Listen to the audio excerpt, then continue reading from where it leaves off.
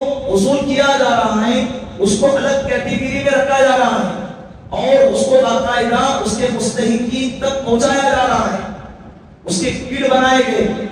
آپ لوگوں نے دیکھا ہوگا اس مجلے میں کوئی ہوگا تو الحمدللہ اس کے کٹ بنائے گئے۔ عید سے پہلے جن کو کٹ کی ضرورت تھی ان سے پوچھ کر ہم کو کٹ پہنچائے جا رہے ہیں بھی، اور جن کو پیسوں کی ضرورت تھی ان کو پیسے پہنچائے جا رہے ہیں۔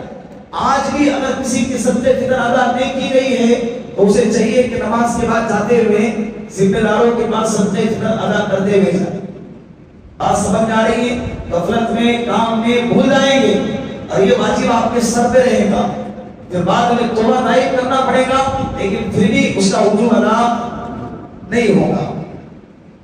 اسی طرح بیوی کی طرف سے، نابالغ بچوں کی طرف سے صدقہ فطر کون ادا کرے گا؟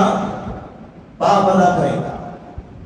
یہ باتیں ضروری ہیں، بہت سارے لوگ ان مسائل میں گھرے ہوتے ہیں۔ دو مسئلے بیان کرتا ہوں، بات ختم کر دیتا ہوں۔ یہ مسئلے مجھے رمضان کے پہلے جمعہ میں بیان کرنا تھا لیکن رہ گیا، اس کو اب بیان کر رہا ہوں۔ بعض لوگوں کو یہ غلط فہمی ہے کہ جو بندہ عشاء کی نماز جماعت سے پڑھے گا وہی بندہ وتر کی نماز جماعت سے پڑھے گا۔ بعض لوگوں کی عشاء چھوڑ جاتی ہے، لیٹ آتے تراویح میں آ کے شامل ہو جاتے ہیں، پھر جب وتر کا وقت آتا ہے تو سائڈ میں جا کے اکیلے میں وتر پڑھتے ہیں اور کیا کہتے ہیں کہ ہم نے امام صاحب کے ساتھ عشاء کی نماز نہیں پڑھی، لہذا وتر عشاء کے تابع نہیں ہے۔ عشاء کے بعد ضرور ہے لیکن عشاء کے تابع نہیں۔ جن حضرات نے عشاء کی نماز جماعت کے ساتھ نہیں پڑھی ہے وہ حضرات وتر کی نماز جماعت کے ساتھ پڑھ سکتا ہے۔ بات سمجھ رہے ہیں؟ یہ مسئلہ ہے۔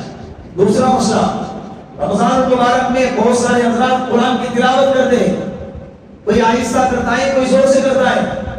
جو حضرات زور سے کر رہے ہیں تلاوت کرتے کرتے بیچ میں آیت سجدہ آتی ہے، پڑھنے والا تو پڑھ کے نکل گیا اور سجدہ کر لیا، لیکن اس کے ارد گرد چند لوگ بیٹھے ہوئے ہوتے ہیں، وہ آیت سجدہ تو اس کے کانوں میں گر گئی تو سننے والے پر بھی سجدہ کرنا واجب ہے اور اس کو معلوم ہی نہیں ہے کہ اس پر واجب ہو چکا ہے، اور یہی واجب لے کر وہ دنیا سے چلا گیا، یہی واجب لے کر وہ دنیا سے چلا گیا۔